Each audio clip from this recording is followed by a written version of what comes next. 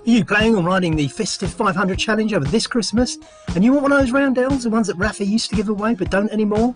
No worries, Harrison Fund are doing them if you raise £100 towards research into Duchenne disease. Here we see Nick Pelsig with two sons, both suffering from it, who won't reach adulthood. Just ride 500 kilometres, raise £100 and get the badge. Why not sign up now?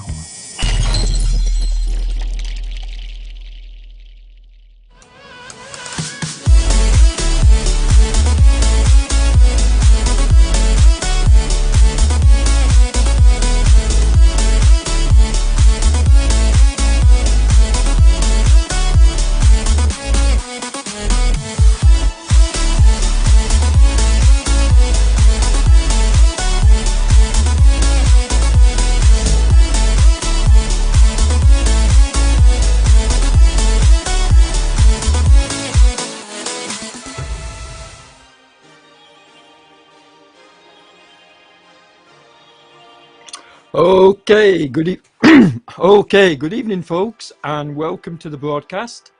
This is the tour of Latin America, put on by OTR e-racing, and tonight is the first of the 5 stages.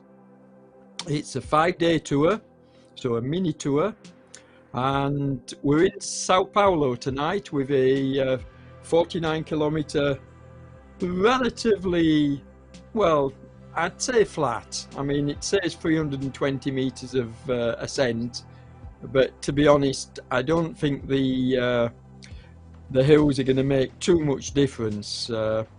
We got one early on, and then we've got the one in the middle, which might see a little bit of a break.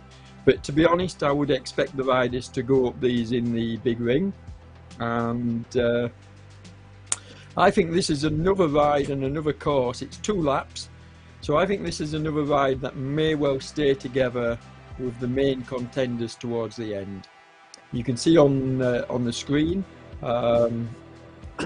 excuse me, it's 2 laps of this circuit around Sao Paulo, and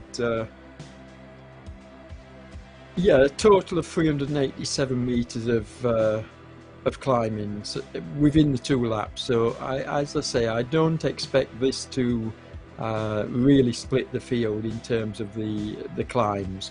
I think the riders will generally stay together. Now there's some big hitters out. I was looking earlier, and we've got some good riders in this group, I believe. I think I saw John Beams, who's the recent winner of the excuse me, of the Dubai stage 2 time trial at the weekend. Ex-winner, of course, of the Tour du Alps. So he's a class act. We've got Daniel, he's here. Timo Achenbach, he's here. Of course, we've got the Master Keith from OTR. And I can see a few other good names in here as well. So with 20 odd seconds to go to the start, and before we do start, I'm coughing and spluttering, folks. I'm full of cold, so I'm going to do my best, but I do apologize for the quality of the audio tonight from your commentator. But anyway, I'll do the best I can. And here we go, we're off. So expect a fast start. I think that's what we're going to get here. And I think what you're going to see is a split right from the gun. As the front group forms up, and then we'll get another second group forming behind, I expect, with a few riders in between. But because the front group are going to be going at quite a high pace, if you're not with them in this first couple of kilometers, you're not going to get with them. I don't see excuse me, I don't see this front group being caught by any groups behind once they establish a good lead. So you can see on screen a few riders behind now. They need to join, because if they don't join this front group very, very soon, and like we're talking a few meters, they're not going to get back on terms. So this is the front of the race, forming up. Yeah, they're a bit stretched out, which you would expect, you know, with them going off at a high pace. And don't forget, this is uphill, folks. So they're doing 35 kilometers uphill, 35 kph, 37 in fact. So yeah, Mike Aid on the front with Wilkinson pulling this along. I think that's Nick Hall, is it? Who's just taking over from the front there. So expect it to settle down once they establish, you know, the main contenders. Does it look like we've got a bit of a... Now then, I hope this isn't a crash, folks. I'm going to stay with the action. I'll keep commentating. But yeah, it does look like we had a bit of an issue there, and now it looks to be sorted.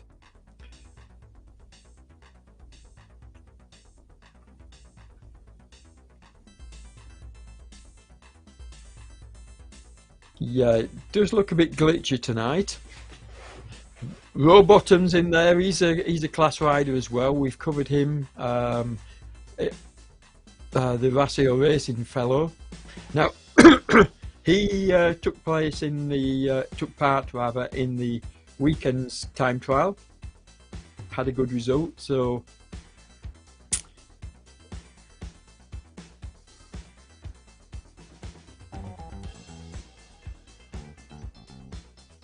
Ryan Hughes, the OTR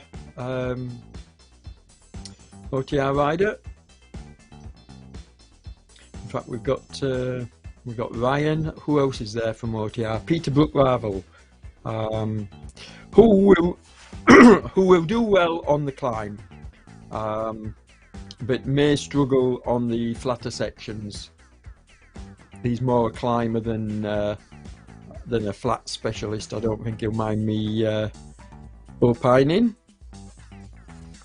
John Beams is there. You can see he's in 9th place. He's stuck there. Here we go. Here we're looking at Peter, and obviously he's in the Masters category, but he's a good class rider. We've seen some really good rides from Peter in previous events, especially the Tour du Monde, the 2021 version of the Tour du Monde, which incidentally is starting in January. I think it starts January the 8th. So that's something to look forward to, folks. But yeah, Peter's a good all-round rider, but I think the more hillier courses suit him better. And there you can see his stats. Look, no heart rate monitor, Peter. You should be wearing one, sir. But he is a recognised rider, so we're not going to call him out today, but he should really be wearing a heart rate monitor. Wilkinson, Dan, he's a class rider as well, and you can see already from his heart rate, and this is why I like the riders to wear heart rates, because then as a commentator I can see just how hard they're working. I mean, it doesn't tell the full story, doesn't heart rate, but it does give you a good clue. And you can see Dan, he's at 170. No idea what his max is, but that's a decent heart rate for rolling along in a group. So you do know that he's working, especially when you see him putting out 400 watts. Mad from Pedlers, the Swedish rider who's now taken over, he's another class act, Henrik. And again, you can see he's putting out, it's looked like if you're going to stick on the front, you need to be putting out 400 watts plus. He's got a steady cadence of about 70-ish, which is sort of like mid between a grinder and a spinner. I wouldn't call him either, to be honest. Nice stroke and a decent heart rate, so yeah. Timo is just hanging back a little bit, as you can see, but expect him to show a bit later in the race when it sort of sorts itself out. Keith Aitchison, what can you say about Keith? He's I've said many times, I rate Keith as probably one of the best masters on the RGT platform. Class act, for his age. I mean, he's only a couple of years younger than me, and he's about well, he's a couple of kilos heavier than me at the moment. I'm 62 at the moment, so yeah, a good rider, a good all-round rider as well. And the nice thing about Keith is you see him riding in his own events. Obviously, he's not always able to race them, but he always turns up, and he's a solid rider. Here we go. We're looking at Timo now. And this is another rider that I like. Another lightweight at 62, so my weight. But you can see a former artistic gymnast. Now my partner is a gymnast, so I know all about that. Yeah, he's a good rider, a good all-rounder, I would say. More obviously, being such a lightweight, the hillier courses are going to suit him better. And he's doing the sensible thing, he's tucking in, but that's what, to be honest, the riders that are going to contend for this stage are going to be the ones that that don't show the hands too early and sort of like tuck in, save their energy until it's really needed. So don't expect one rider particularly to be pushing off the front and then to take the win, because that's not going to happen. The only rider in this group that could do that is this fellow, John Beams, and I'd rate him as the only rider that's capable of hanging off the front and then taking the stage win in this group. I don't think there's another rider that I can see in this lead group who could do that, has got the strength of John to sort of like take up all the action and then finish it off with a win. And that's not knocking the other riders, it's just we've seen John do it, and he does it well. But I think he'll be a bit more canny with this group tonight, because we've got 2 laps, we've got those short ascents, and Johnny's going to want to keep his powder dry. He's not going to want to show his hand too early, I wouldn't have thought. So although he's rushing off the front now, putting out 5.6 kilos, in fact even higher as he goes into the red, he's trying to establish a bit of a break here, but this is not going anywhere. And I'm sorry, John, but I'm going to call it, because this is not going anywhere. That group behind are not going to let you go. So they'll come back to you. This will all come back together, I'm pretty sure. But I think John is just trying to see who are the strong men, and it will obviously drop riders out the back of the chasing group. There's no two ways about it. And to be fair to John, that's probably what he's doing. That's probably the reason for doing this. I don't think he's even thinking about getting away completely, but what he is doing is stretching the elastic on some of the riders, and you can see already he's thinned out, you know, the group behind. And unless you were on the wheels, if you were one of the riders slightly hanging off the back, then you're gone with this kind of increase in pace. I mean, they've upped it now to 41 kilometers per hour on the flat. You can see it's pan flat, 41 kilometers an hour. That's a significant increase from what they were doing previously. As we look at Nick Hall, who I called out earlier, Nick's sitting in, he's saving his wattage, look. Steady heart rate, so he's not really, and this is what you would expect for somebody sat in the pack, about a 160. That's mid-range for somebody sat in the pack, you know, sensible riding. And I keep hammering this fact home, folks. If you want to do well in this virtual environment and racing, you've got to learn these tactics. You've got to learn how to conserve, how to draft. And basically, the riders that get the least seen on these stages are generally the ones that do pretty well. And I've covered enough of these events now to know some riders, I don't even call their names. They're that invisible. They stick in the middle of the group. They basically don't even get noticed, and then towards the end, I mean, who was the rider that did that and really shocked me with the win? David Blodgett. I covered him in a race a while ago, and I don't think I even mentioned him. I don't think I even mentioned him more than a couple of times, you know, in passing, because he was virtually invisible. And then right at the end of the stage, he came to the front, he left the group behind, and he took the stage. And that's the kind of racing experience that you need, particularly from a lot of the other riders like me probably didn't know him then, or know him well enough to sort of like be keeping an eye on him and watching him when he did go off the front. As we watch this, I'm not familiar with this rider Pace. Seen him before, obviously, from Portugal, but another rider I know, Antonio, that's his name, yes, I remember. But you can see low heart rate, which for somebody pushing off the front, I would have expected it to be a bit higher than that, but perhaps he's ultra fit. And and that's another one of the reasons why we love heart rates, folks, because we can see, you know, we can see the riders, and it gives us a good idea of how hard the guys are working. As we look at Mike Aid from OTR, solid rider, solid teammate as well. He's, you know, Mike's a workhorse. There are a few of them in the OTR team, and Mike's one of them. Only a youngster as well compared to me.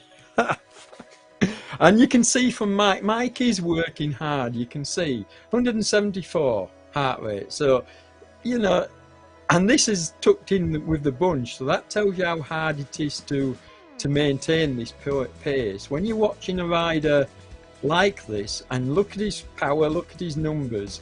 I mean, he's a grinder. He's doing 60 RPM, so he's a grinder, similar to me. And obviously goes much faster than I do. But yeah, it gives you a really good sense of just where the rider's at in his performance. So you can't take everything from the heart rate, but it does give you a good guide.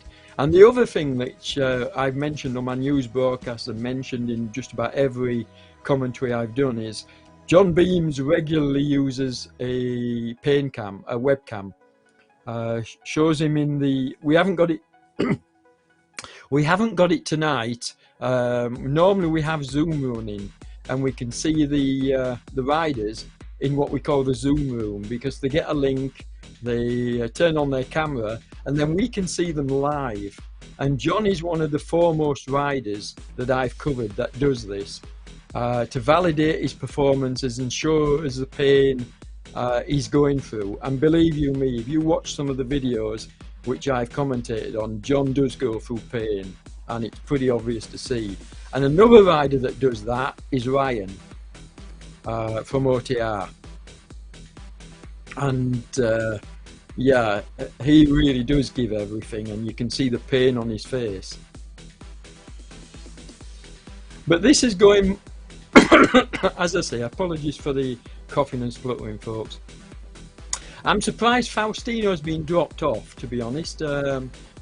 I saw him as a pace, so you can see that riders that don't hang with the wheels very quickly get distanced off the back, and there's no way, folks, that they're getting back on. Any rider like Neugebauer, who is a good solid rider, hope he hasn't got an issue here. It does look like, oh, it's still showing figures. No, he's okay. But any rider like Neugebauer who gets pushed off the back of the group is never going to get back on. There's no way that a chasing group can close that kind of gap with the pace that the front are doing. Not unless they're a larger group than the group that they're actually chasing. That can then change the dynamic. But a smaller group than the group they're chasing is never going to get back on this kind of course. Obviously, don't listen to me if it's a hilly course, because everything changes. And in fact, I would never call out that tactic on a hillier course. So we can see Tony Simmons, another of my teammates, Another good master. Tony always puts in good performances. He's a tall fellow at 188, but not necessarily heavy at 75 kilos. So, yeah, a good all-rounder, Tony. But sadly, he's having to ride with this small group because he's been distanced from the main fellows ahead. As we move further back, we can see another group on the road. I think we've got 8 riders here, and Graham's another good, a good solid rider, as is Gray, that I know. Lang, yes, I know Lang. Sierra, in fact. Sean Graham, that's it. We've covered him many times, and you can see he's putting out, well, going into the red when he actually manages to achieve 400 watts. So that's his upper limit, folks, and there's no way he could sort of maintain that kind of pace, and he would need to try and close the gap.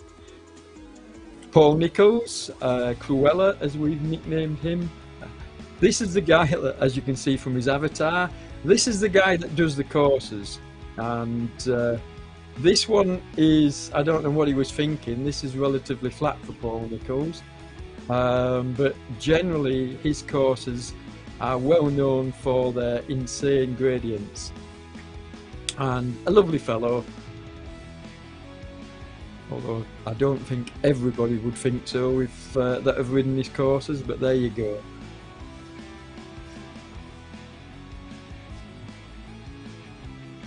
This is I think it's Glenn from OTR. I don't know why he has SK8 as his moniker here, but I'm sure his first name's Glenn, because I've covered him before. No, Gabe. I apologise, Gabe. I should know, because I've covered you many times before, and I always get it wrong. I always call you Glenn. But yeah, it's Gabe.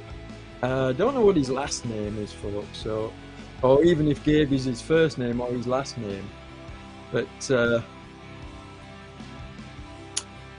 now then, it's starting to sort itself out at the front. Jonas van der Wiel, we've seen him a few times before. I think they're just letting him off the front here. He's not going to go anywhere. Well, you can clearly see that in the picture as John Beam shadows him. But we've got 5 riders now with a small 55-meter gap to the group behind. Now, they're not really pushing it on here. Look at the wattage and the power they're putting out. They're just turning it over here. They're not working hard, and I don't think they'll mind me saying that. So they're not really trying to get away here, I feel, as we just get into the top of the I got to the top of the first hill. So that's why you saw a little bit of distancing, but I expect yeah, I think this group will come back together, but they've got to be careful, because if they allow too much of a gap, then John will up the pace, and him and his co-partners will be gone. I've seen this tactic so many times. They've got to be careful. It's 70 meters now, and although this front group are not really pushing the pace up, you've got to be worried. I don't understand the group behind not raising it and closing this gap down, because I think it's about 100 meters now, is it? 75, 76? They're gone. They're gonna go. They're not gonna get caught if they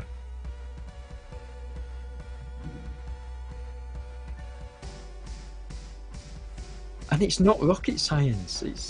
I mean, they weren't putting the power down to pull away, but now they're away. They're gone. They're gone. They're not going to get caught. Goodbye and thank you. The win is going to come from these 5 riders.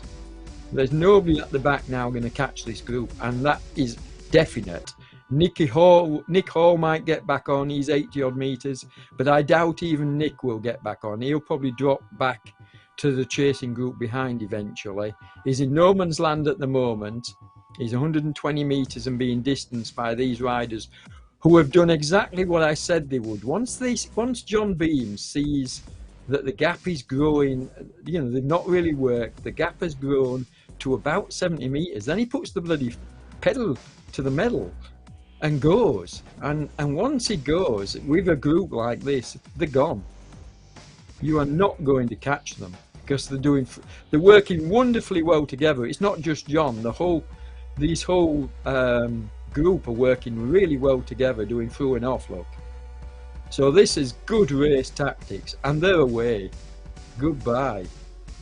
Amazing tactics, and I can't really believe that. You see what I said about Nick Hall dropping back to this group? Because there was no sense in him being in no man's land. Absolutely not. He might be a bit stronger than some of these riders in this group, but riding on your own just doesn't make any sense. So my guess is he'll tuck in with this group and ride along with this group, but they're not going to get back on terms. So how many have we got now? Have we got 5 or have we got 6? We've got 5. So we've got 5 riders in this front group, and the winner is going to come from these 5 riders. Now then, let's have a look at who the 5 riders are. If we can have a closer look at some of the riders, please. Yeah, there we go. Dumont. Now he's a good rider, but I've probably given him the kiss of death now, because every time I call out a rider and say he's a good rider, he usually ends up getting dropped from the group. Not always, but yeah, that happens. I mean, don't get me wrong, Dan Wilkinson is a class act. Mad is a class act from Pedalers. Van der Wiel we've covered before, he's a strong rider. Obviously we know all about John Beams, and to be honest, for me, the 2 strongest riders here are the 2 that are just pushing off the front now, John Beams and Mad. And Mad I rate as probably the only rider that's going to be able to stop John Beams winning this. But I think John will win this. That's an early prediction, folks. We're only, what are we, 16 kilometers into the 50, and I've already called the winner.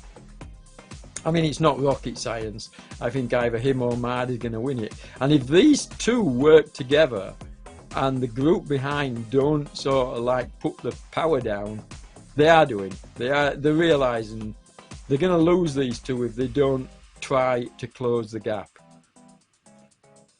I mean, John is just so tactically aware of what's going on. He knows when to put the efforts in. The only I've seen him make a mistake once. We've covered him now quite well over the weeks, and he made a, I won't call it an error, but he made a mistake in one of the Moonriders stages, where he basically did too much work on the front, and then he really paid for it later on in the stage.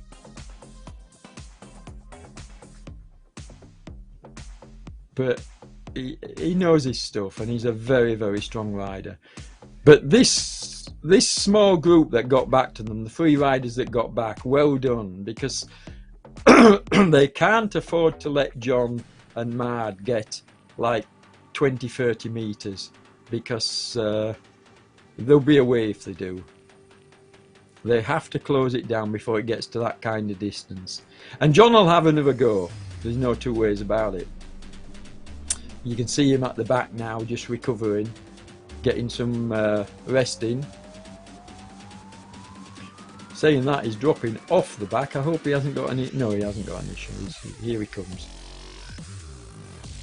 Sometimes when you see a rider just dropping off the back of the wheel, you often wonder, is he having problems? Is he having a dropout? Has he got a technical? I hate seeing riders that happens to. It happened to Ryan Dummer from OTR. in one of the Moonriders stages, and he must have been heartbroken because he was riding really well, and then all of a sudden he got what we call a virtual puncture, a dropout, and he was gone. He was gone out of the event after just 10 kilometers. So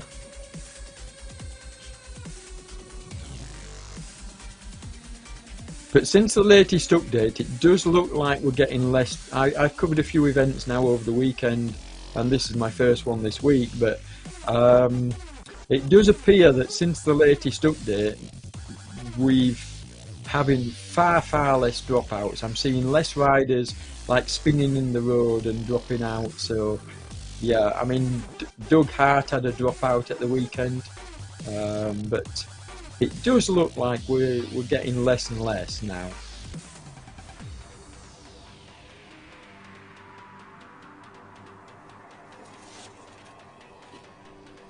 I mean, Doug finished third in the Tour of Dubai after having a dropout, which was pretty amazing because he stopped to 0. I was watching his watt kilos, and he stopped to 0 and then got back in on it. But he is a time trial specialist. As we watch the chasing group here,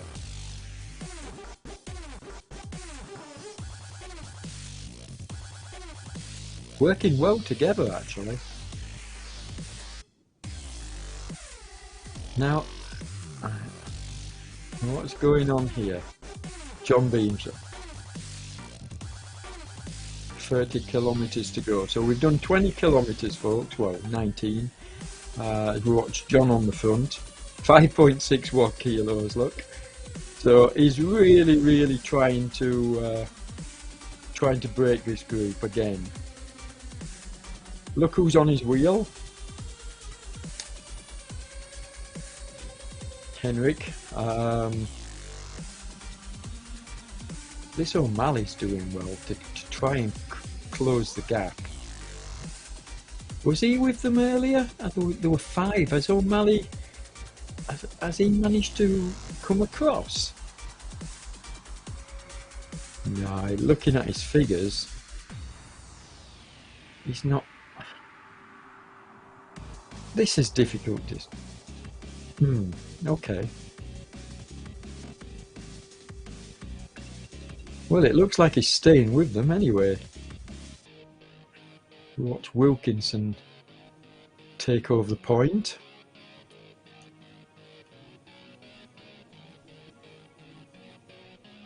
I thought there were 5 riders, so where did O'Malley come from? Surely he can't have closed the gap. And he doesn't look like he's riding. I'm really confused with that, but anyway, we'll let it go. But I'm just.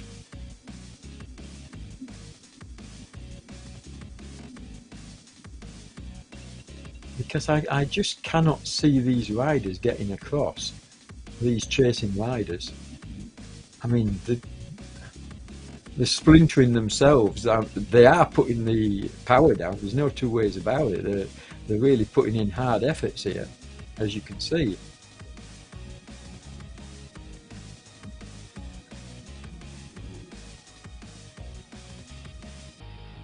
Faustino and Paes, they're there and thereabouts. They're the two Portuguese riders that I mentioned earlier. Jürgen Janssens, he's a good rider. So they've got some power here, but they're not going to get back on terms. Although, I hope they prove me wrong. It would be interesting if they do prove me wrong. But for me, I just cannot understand how O'Malley managed to get across to this group. And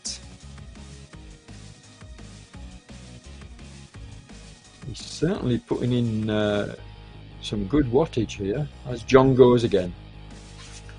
So John pushes off the front.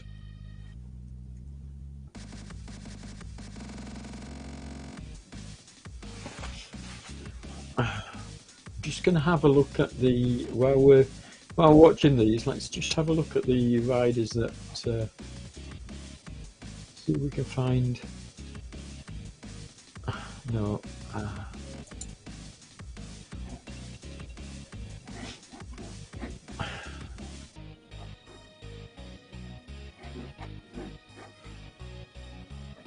O'Malley's a veteran. He's been racing in the veteran series. So let's just see if I can find him. Where is he? O'Malley, come on.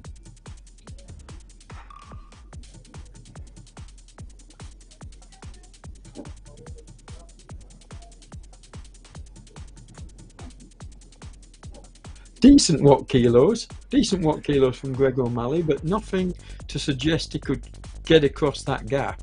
So that really surprises me. I don't think anybody else will. I'm quietly confident about that.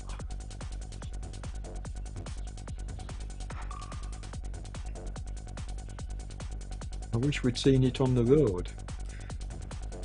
Now, Dumont is staying relatively under the radar. Now, don't forget what I said earlier, folks, about riders that, as we watch Jonas van der Wiel on the front.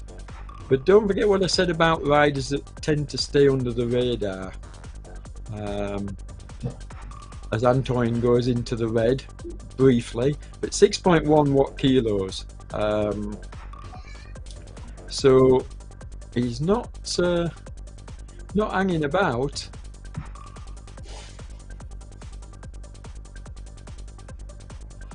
As we watch Van der Wiel going into the red off the front.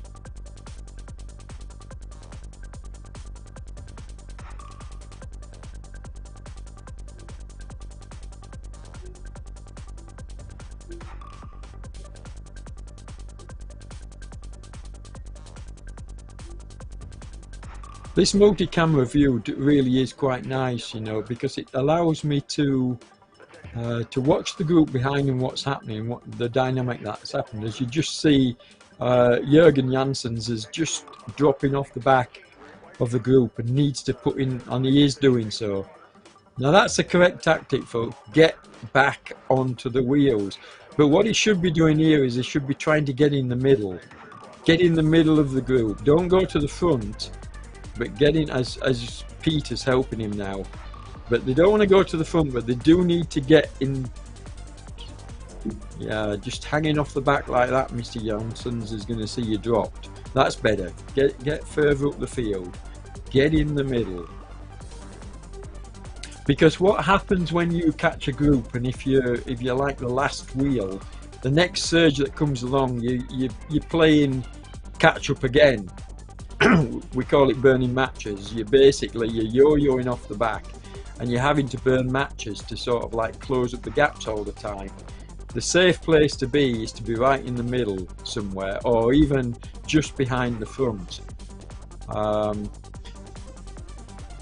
Let the guys push into the wind in front of you and do as little as possible to try and recover, because you've just put in an effort to get back to them. And then once you're recovered, then you can think about changing your position. But this Van der Wiel looks very strong tonight. But John is just, yeah, he's not worried about this at all. He's just taking it nice and steady.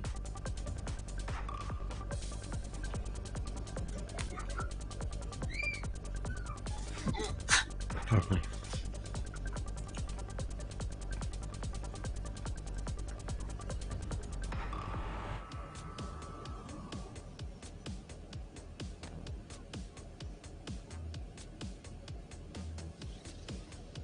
I don't think Van der Wiel is going anywhere. A small group behind will just let him hang off the front like he did. Remember, he did this earlier. He was riding off the front like this. And to me, this is not a valid tactic.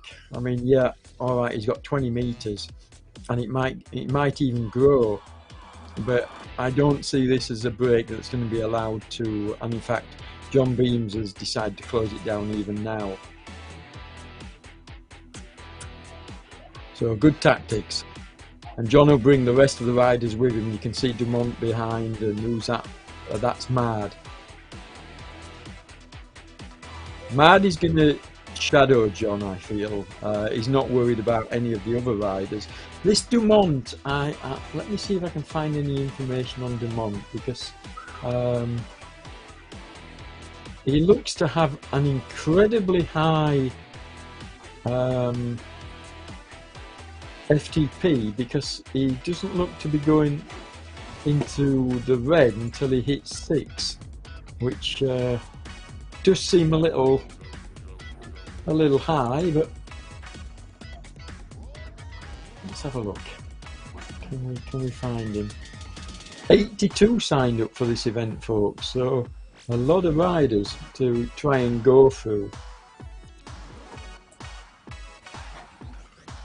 Yeah, I can't go through all these riders. I'm going to be here all night if I do. I add him to my database. He looks very, very strong though.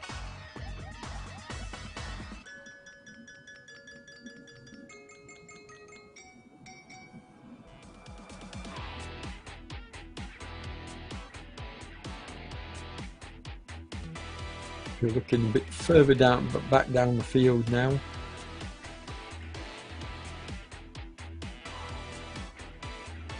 Freak Bosch. I don't think I've seen Freak before. It's a name that I think I would remember, seeing as it's a Dutchman, and I don't recall him, so I'll have a look in my notes, see if he's there, but if not, I will add him.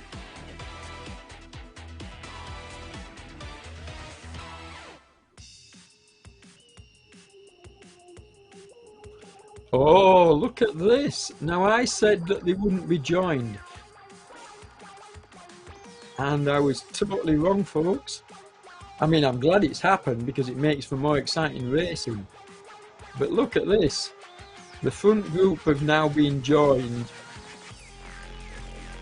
by another half a dozen riders. So how many we got in the front group now? We got 10, haven't we? So we've gone from 5 to 10, so it's doubled in size, with Dumont pushing off the front. But to be fair, I think not only did the group behind push hard, but I do think that you know, John and co just eased up slightly. But even so, they proved me wrong, so I'm really struggling tonight with my breathing. But yeah, nice to see, because when you get a larger group coming into the finish, it makes for more exciting riding. We should have fights within fights here. So I do think we'll only see 2 or 3 riders off the front towards the end. But then the placings for the top 10 are going to be quite exciting, with so many good riders. And who will get distance, who will get dropped. Van der Wiel is putting in another... I'm a bit suspect of his tactics here, because surely he's got to be burning matches here, and he's going to pay for it later. You always do with this. You've only got so much you can give. And all this work he's doing off the front, is he going to pay for it? Or is he strong enough to take it to the line? I don't know. I mean, he's putting in above threshold efforts there, but John and Mad are just shadowing him. Mad is in second place at the moment. I don't know what you're doing here, Jonas. I really don't. I can't agree with your tactics, mate. I think they're just letting you hang out the front, and they're not really concerned about closing you down at the moment. I mean, if you get away, then full credit to you, but I don't know. I mean, he's got 40 metres, but I just don't feel like it's going to go. But I've been wrong already. And here you can see, folks, the riders that that did catch up are now paying for the effort because they've been distanced again off the back. So what's happened, and in fact O'Malley has joined them now. So the front group have raised the pace again, and the chasing group have dropped off. So we're back to status quo with a bit less distance. We've got 5 riders off the front and then 5 riders chasing behind. Well, I'm saying 5 riders off the front. We've got Van der Wiel, Jonas. How far is he off the front? 30 metres. But you can see, I mean, you don't need me to tell you, you can see on screen, they're not letting him go. Come on. This is not going anywhere, which is why I really question his tactics here. That's just not going to go. 20 kilometres to go. So this is group 2 on the road. This is 6, 7, 8, 9 and 10. And they could well get back on terms. They've done it once, but are they going to pay for it if they do it again? You know,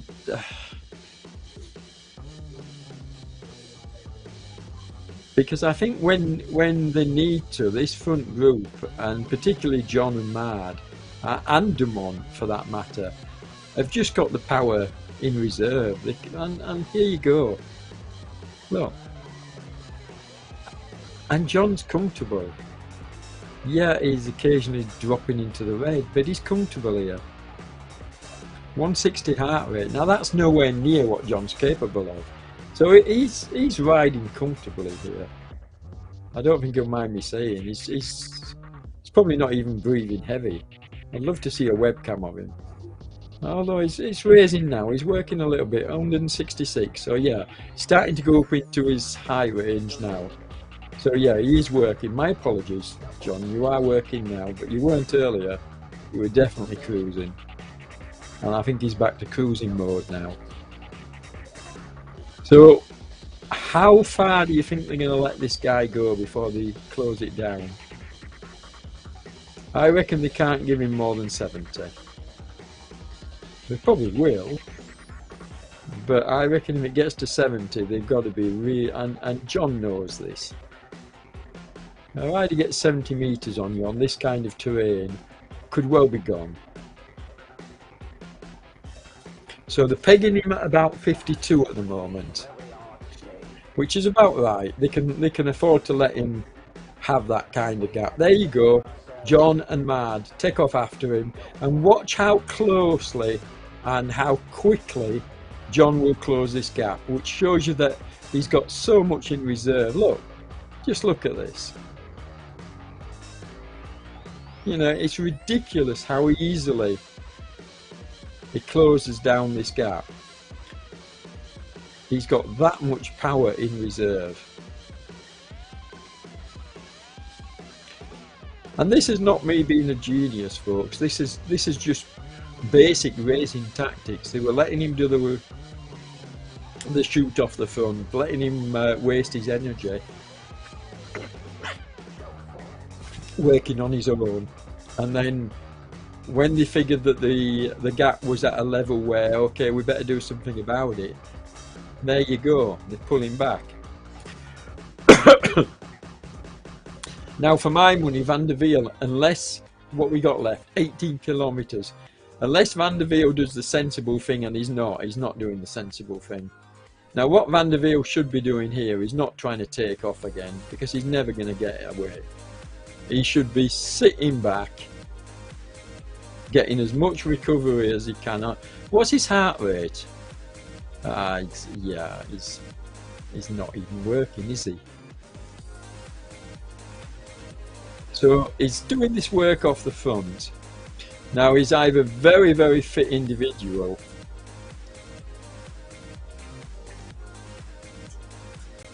because you would expect somebody doing this level of effort to.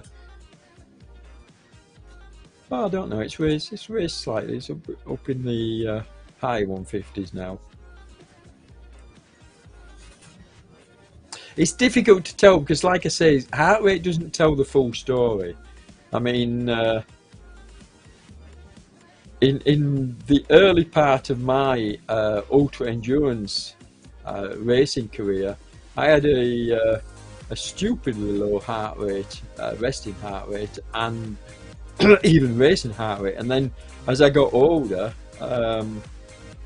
it got stupidly high. So I do know that the heart rate can change over time and cannot be an indicator of your current level of fitness. But it is a good guide if you watch riders long enough.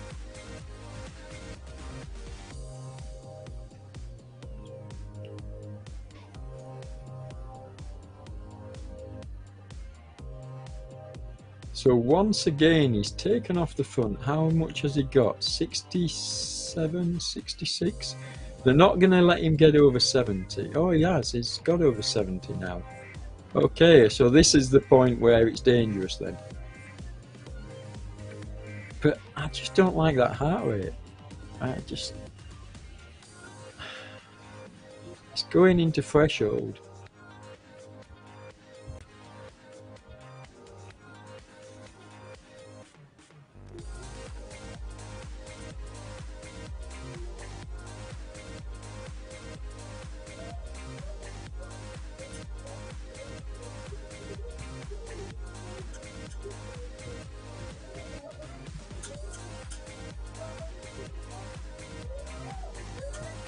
Mad is trying to pull it back now with John on the front.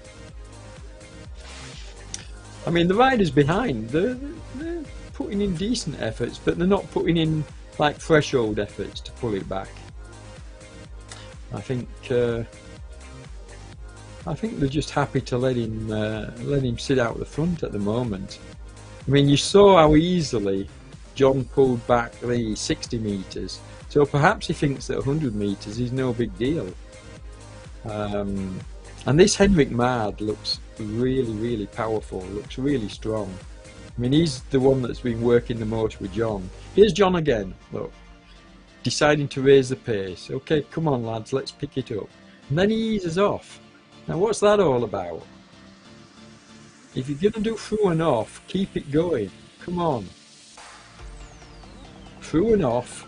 Keep it going, don't ease up when you get to the front. I can't work out what on earth they're doing here. Yeah, Dumont's putting in a bit of a decent effort now. But John's heart rate is telling me that he's not even trying here. And in fact, there you go. Two of the riders from behind have now joined them, purely and simply because they're just not... Why are they not pushing? Have they decided to let Van der Wiel go? Is there something dodgy?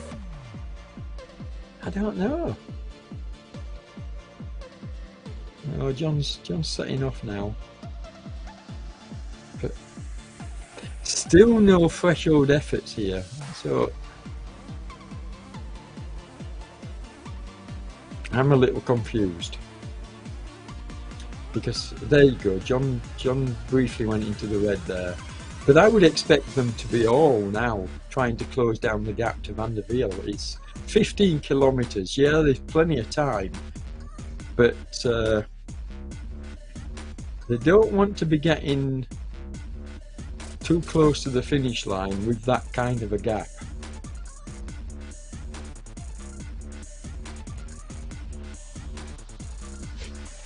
Interesting race, very interesting, and a few riders I want to have a look at after the broadcast finishes, just to have a look at the data and check them out.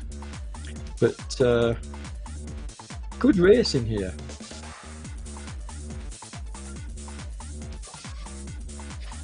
But the reason why the two Portuguese riders, Faustino and what's the name of the other one? And Pace. Faustino and Pace got back on terms was because basically John Beam's group weren't putting in any decent effort. I'm not being too harsh, folks, when I say decent effort, but I know what these guys are capable of. And in fact, you know what they're capable of. You've seen it. You saw how easily John was able to close that 60-metre gap.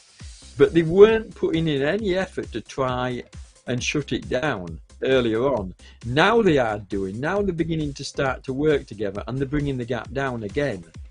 But why not do that earlier? Why allow Pace and Faustino to get back on terms?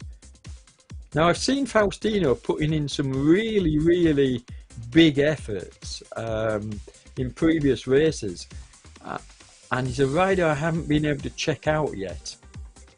I assume he's one of the top riders.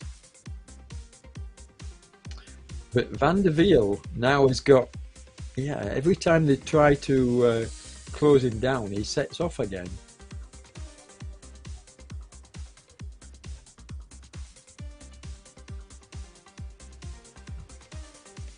So are they going to work together and close it down, or are they just...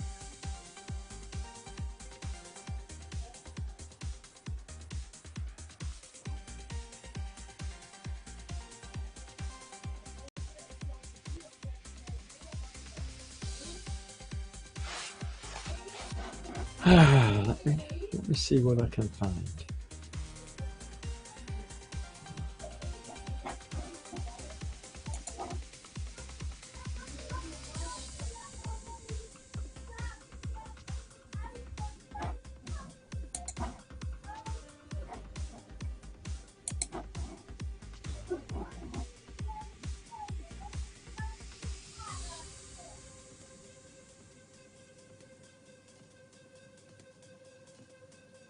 No, I can't even find some of these riders. I can't even find in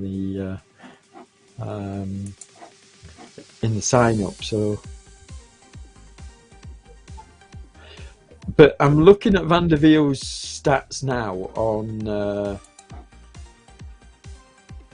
online, and he's got some impressive performances. That's for sure. He's got a number of first places. In fact, a lot of first places. So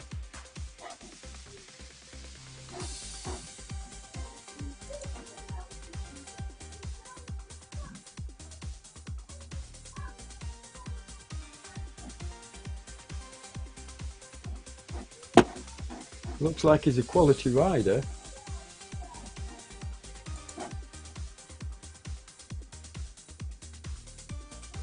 Yeah. High average what kilo as well. So you can see Wilkinson has moved into second place as I've been checking out the data. So Wilkinson has moved into second place on his own, but only a short distance behind the chasers, in front of the chasers. So, but I'm just amazed that the group haven't worked together and pulled back Van der Wiel. I really, I'm at a bit of a loss because they're going into the red now and putting in work now, but it's too bloody late. I mean, they may well pull it back, but they're leaving it. If it gets under 10 kilometres and he's got the kind of gap he's got now, 140 metres, then they're not going to pull that kind of gap back.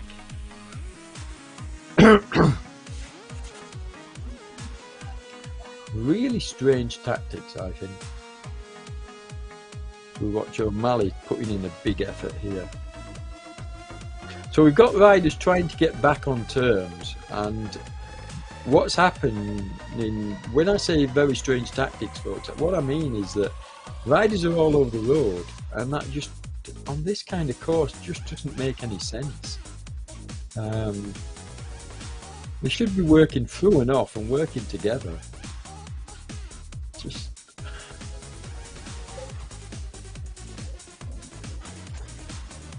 this is one of the strangest races that I've commentated on, I have to say, in terms of the tactics that are being employed.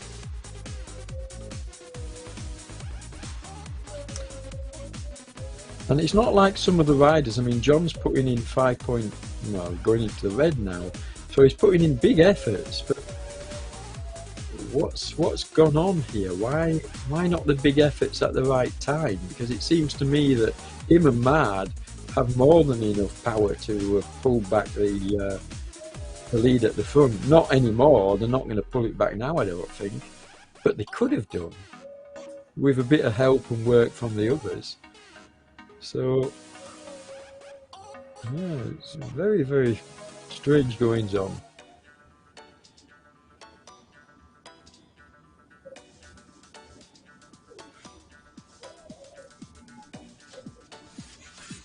This looks like a very, very powerful, strong rider. I hope he's verified.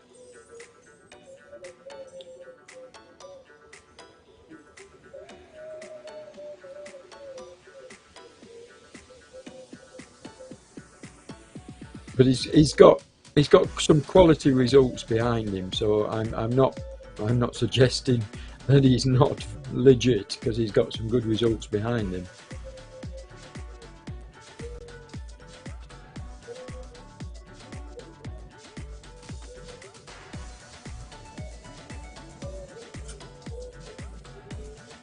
So now it looks like, are they putting in a bit of a chase? 10 kilometers to go. This is the point where if they don't start to close it down, then they're basically fighting for second place here.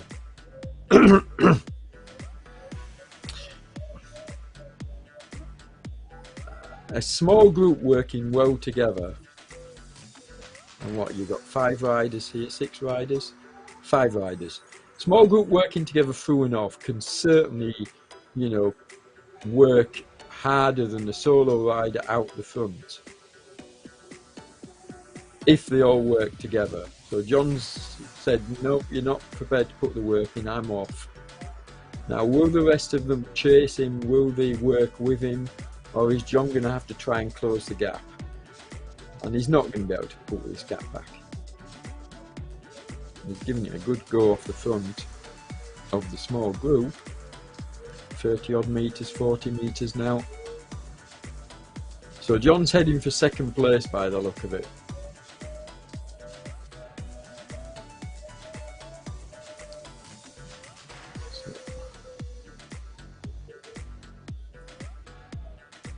Yeah, interesting race this. Mad left behind, has he? Or are they going to get back on terms with John?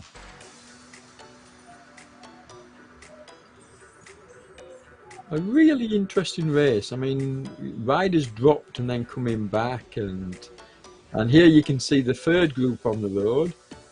Peter, Rowbottom, Berube, and Jürgen Janssens.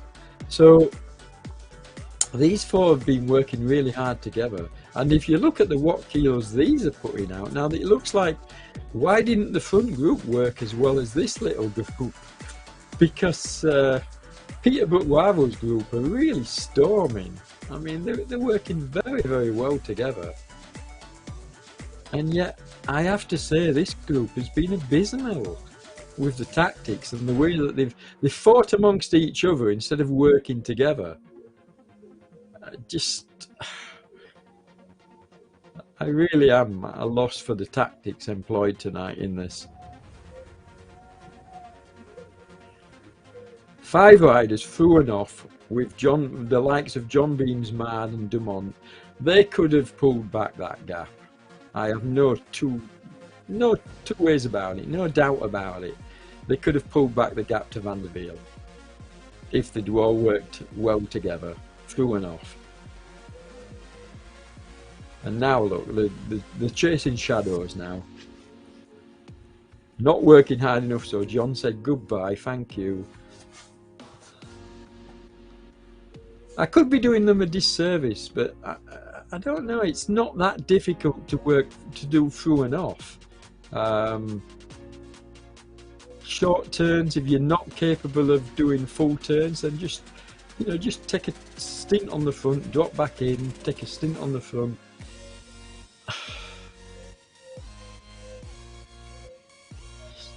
Yeah.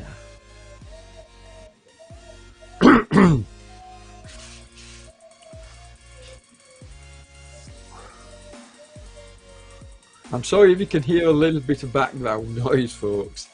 It sounds like my my young daughter is a bit upset.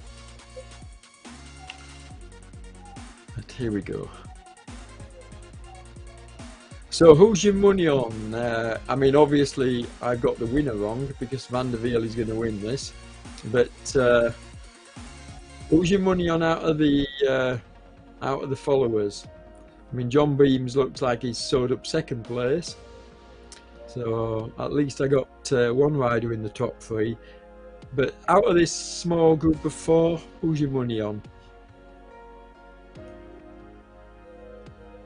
Because that's going to be a separate battle now. I mean, John is pulling this gap back now, and he's got 6.5 kilometers to do it in. Can he get back on terms? You know, he could do. But imagine if the rest of the group had worked with him. How much quicker they could have pulled back this gap. And then they would all have been in there with a shout at the end with a sprint. To not work, like I say, I've seldom seen these kind of tactics played out like this, because I can't understand them giving up the chance of a win. And all 6 of the riders at the front were in with a shout at a win if they'd stayed together. Anyway, enough of me opining. Let's see what happens, because Van der Wiel is holding John at the moment. It's 160 meters. It's coming down, definitely coming down, but 5.8 kilometers to go. Has he got enough to hold off John, do you think? Well, what do you think? It's coming down slowly. And these riders are 138 meters behind John Beams. I don't know. And who's this? We got a rider in no man's land. So, and he is literally in no man's land, Vespa. He's 160 meters behind the group in front, and about the same to the rider behind. So, as I say, we call that no man's land when a rider's just in the middle of 2 groups or 2 riders. Okay, so the gap's grown again. So Van der Wiel has put the power down once more, pulling out even even more of a gap. Excuse me.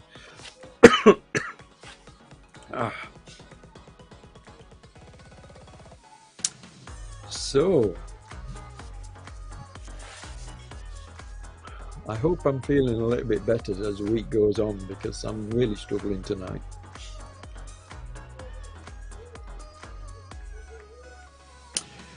I mean, I've enjoyed this race, but it's just been so strange to commentate on, because not because it hasn't gone the way I've said it would. I mean, that's what happens as a commentator. Sometimes you get it spot on, and I do a lot of the time, but sometimes you get it totally wrong. But the reason why I've got it totally wrong tonight is because of the tactics of the riders, not because I've called out the wrong sort of like racing. It's just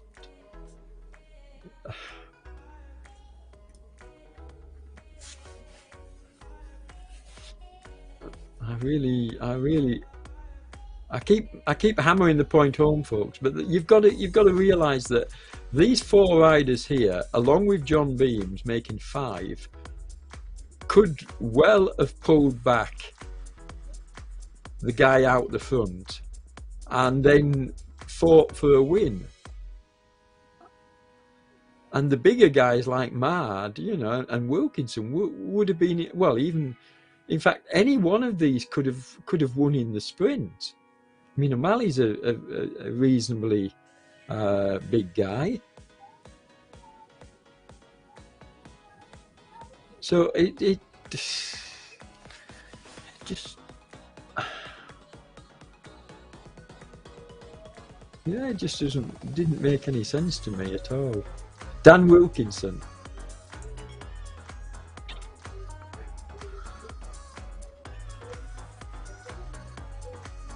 Yeah, decent heart rate, so but he's just sat in at the moment.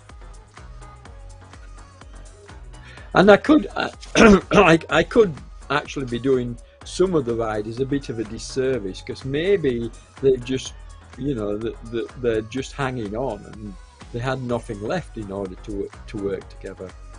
But from the figures I've been watching on the screen, that didn't seem like the case.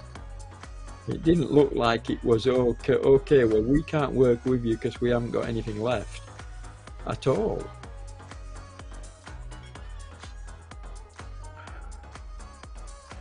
But you can only call it as you see it, and I've covered a lot of races, folks, in both real life and virtually. So I generally have a good idea what I'm chattering on about.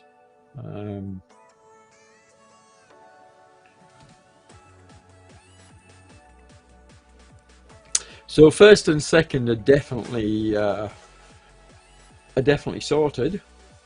We know who that's going to be. So the question now, we had 4 riders chasing. Now we've only got 3. So who's been dropped off this? Oh no, he hasn't been dropped off. O'Malley is just hanging off the back. So we got these 4 riders. So who's third place going to go to? Who's your money on? I'm gonna. Dumont looks strong, but I'm gonna go with Mard. I think he looked very, very strong when working with John earlier, which is one of the reasons why I failed to understand the tactics being employed. So I'm going to go for Mard to get third place. Dumont might well spoil the party, but I think Mard will get third place. Let's see what happens. So we're not going to get the exciting finish we wanted, that's for sure. I mean, John's closing up once again, but Van der Veer will be watching the same as we're watching. He'll be watching the gap, and he'll know with 1.7 kilometers to go and 150, almost 160 meters, he'll know that's enough.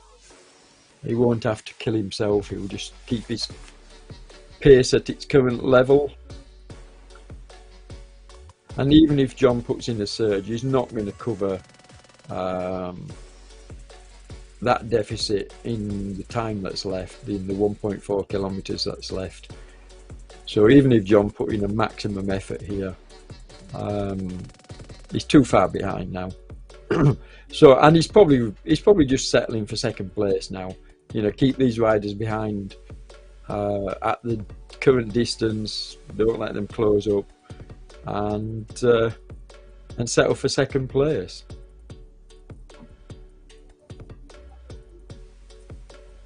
Makes for an interesting tour, certainly. We'll see what happens on stage 2. I hope we see more of a fight amongst the riders a bit lower down the field, and that's not dissing them, that's just from a personal point of view. I don't want to see 1 or even 2 riders dominating a tour like this. I mean, yes, it's only a short tour, it's only 5 days, but what you don't want to see is just 1 or 2 riders dominating. So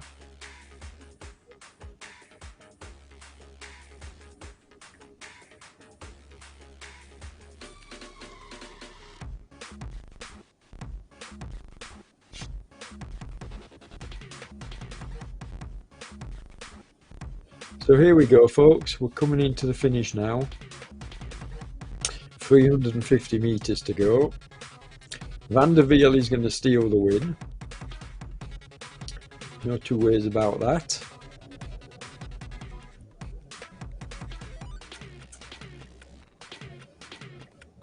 As we see the finish banner. There you go, the blue finish banner. Didn't see the 1 kilometer to go banner. Did I miss it, or did we not have one? Anyway, here's the finish banner. So, and I said about a 110, didn't I? I said 110 to 115. So Van der Wiel gets, oh, that's nice. It's a nice touch. Van der Wiel gets the win. John Beam gets second.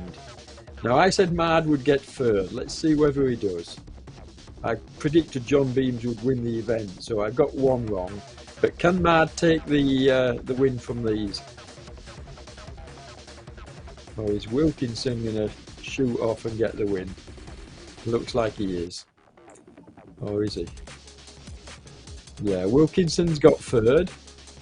So I'm wrong again. Wilkinson gets third. And Mad just gets fourth. I think. Did he? Yeah, he did. So Mad got fourth, O'Malley fifth, and Dumont got sixth. Vesper is coming in for seventh. He's a little way behind, 200 odd meters behind. But he'll take seventh ahead of Faustino. And then we got Peter. It was too far behind Faustino to challenge. So Peter's, although Peter will probably have a fight with Rowbottom to see whether this is 8th place, folks, Faustino, but the battle behind now, this could be interesting. Peter's on his wheel. There you go. Oh, there's Jürgen. So 9th and 10th. Where's Peter? Oh, he's been pushed down to 11th. Okay. Now he could. Are we going to see a sprint here between these riders? Yes, it looks like we are. Sometimes the excitement happens way down, further down the field. As we're watching these riders coming in. Peter's not just out of shot here, so he's not far behind these riders. There he is. Look, he's having a fight with Berube. So he's not going to get on terms with these two, I don't think. But Janssens could catch Rowbottom, could he? 15 meters? No, he's not going to catch him. So we're going to see Rowbottom coming in 9th. I don't think Janssens is going to catch him. No. So Rowbottom, Janssens, and Berube just got Peter. And then Nick Hall.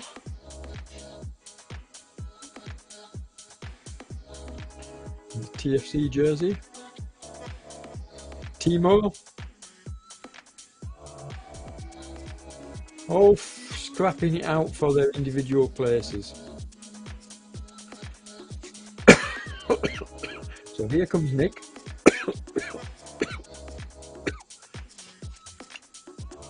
In a solid 13th place.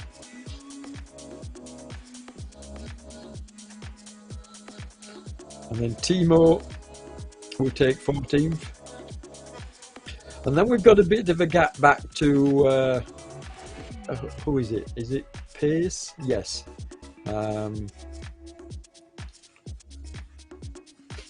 This fellow here, the Portuguese rider.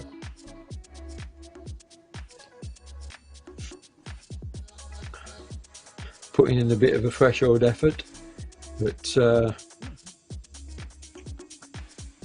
he's in no danger of being closed down. He's got 700 meters to go, so he's not going to lose 250 meters in that distance. Although Neugebauer behind is working nicely.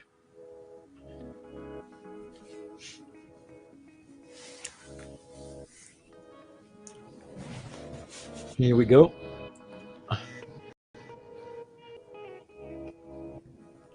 As we watch Pace putting in a fresh old effort to finish as well. There he is.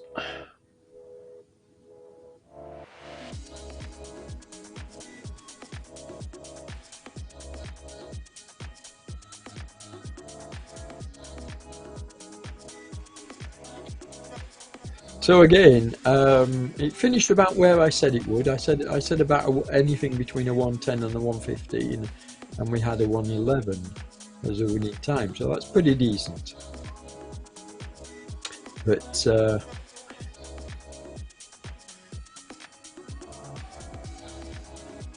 my biggest question tonight is the tactics employed by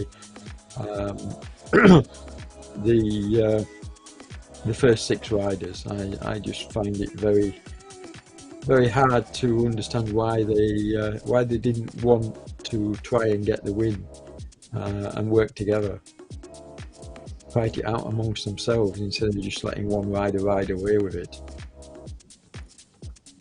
Would have made for more exciting racing, but it's been a good race, but disappointing in as much as we didn't have the kind of scrap at the end that I was expecting.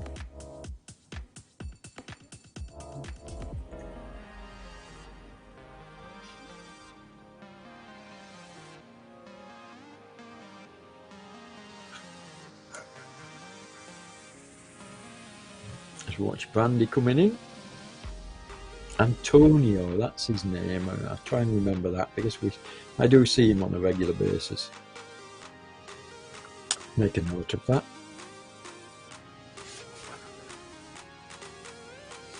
I do try to remember names, but for those of you that watched the video I did, I do have short-term memory problems, and so I really struggle with names. I never ever forget a face. And that's part of my training, but names I can't remember.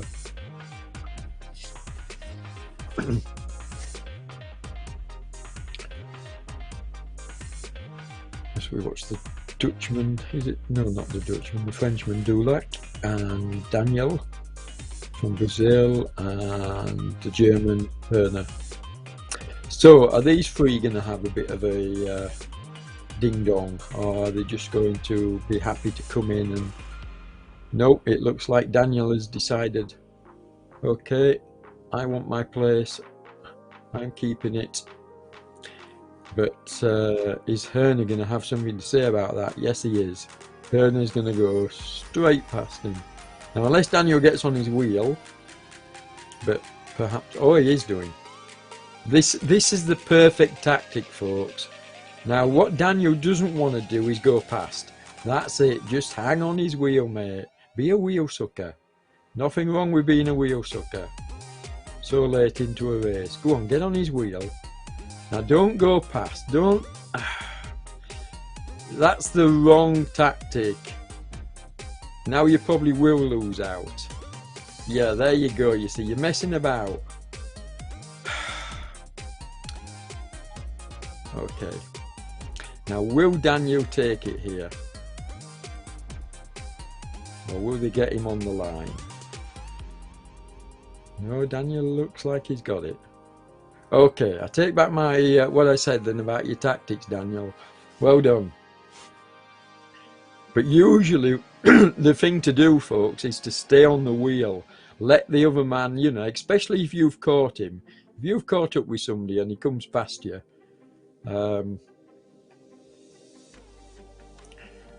and you're swapping and throwing, and it obviously looks like he's might be slightly the stronger rider, get on his wheel and don't come past. Just don't let him take advantage. But sometimes it's unavoidable, because if he slows up too much, then you get what happened, and that's another rider joining you.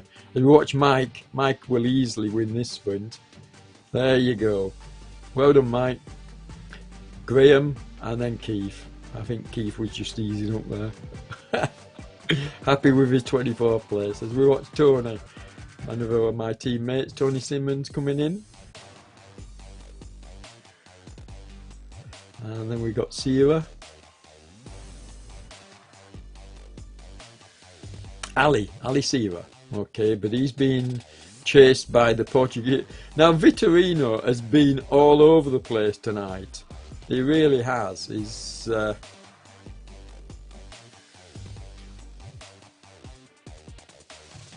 is he going to take Sierra on the line, or is he just yeah, they're just going to, I think Sierra's putting in an effort anyway to make sure he isn't taken on the line. Well done, sir.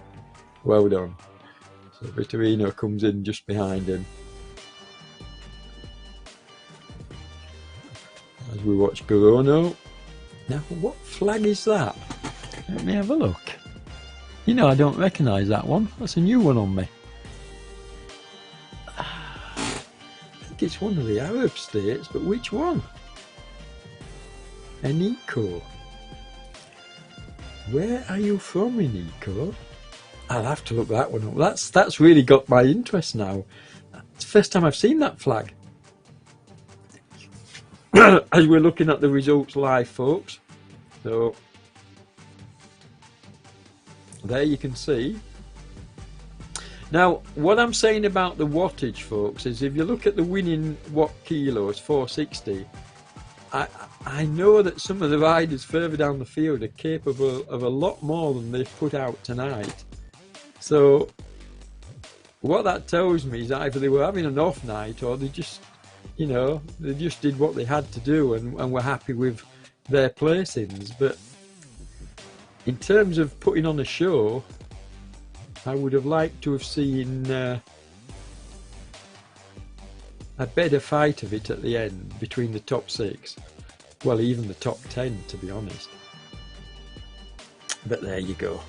Can't have everything as Garino comes in. Need to find out what that flag is. That's really got my interest. Now this is Gabe, who I keep calling Glenn. This is Gabe from OTR. I need to look him up because I don't know whether Gabe is his first name or his last name. I mean, who has a name like SK8? But he's a teammate, so I really need to learn and find out. As we watch Pelliman.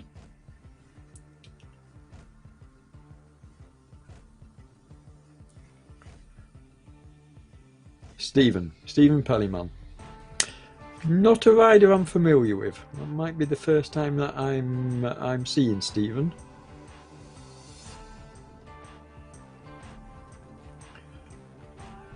Now then, Cadet from 3R. And that surprises me because it would have been nice to have seen a few more of the big hitters from 3R taking part tonight. You know, this is a pretty nice tour. Alright, it's only a small one, like 5 days, but it would have been nice to have gotten a 3R presence tonight. And if you're listening, any of the boys from 3R, get your kit over here and get into this race, because I think you'd enjoy it.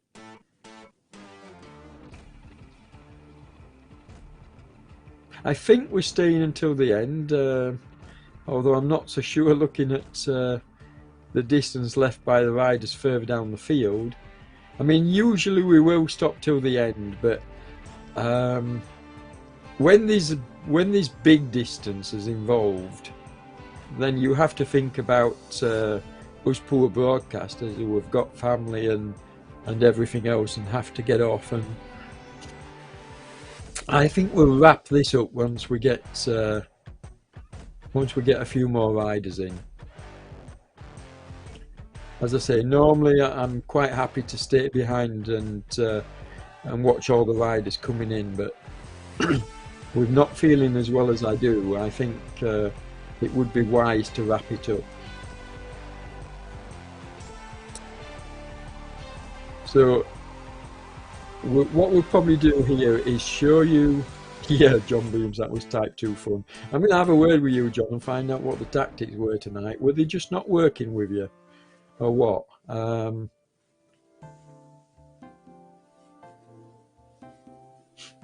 Yeah, cycling in Chile. I made the brakes on mine because sit on and the rest of the group would work. Yeah. Okay. Well, like I say, I'm gonna do a post-race look into the tactics that we employed tonight and see what the riders' thoughts are. Maybe mention it in my news broadcast if I can get an interview with any of them. Okay, so what we're going to do, folks, is we're going to wrap this up, I believe. and we'll show you, hopefully we might have a graphic for stage 2, and if we have, we'll put that on screen, and then we're going to wrap this up because I need to get away as well. So here we go, this is the next stage, and this is an even flatter stage, as you can see, 134 meters of elevation, so in other words, pan flat, 39 kilometers, call it 40, around that, nice round 40. Again, along this, in fact it looks very similar to today's stage, doesn't it? There you go. So the tour of Latin America continues on the coast. I have no doubt that later on we will find some elevation.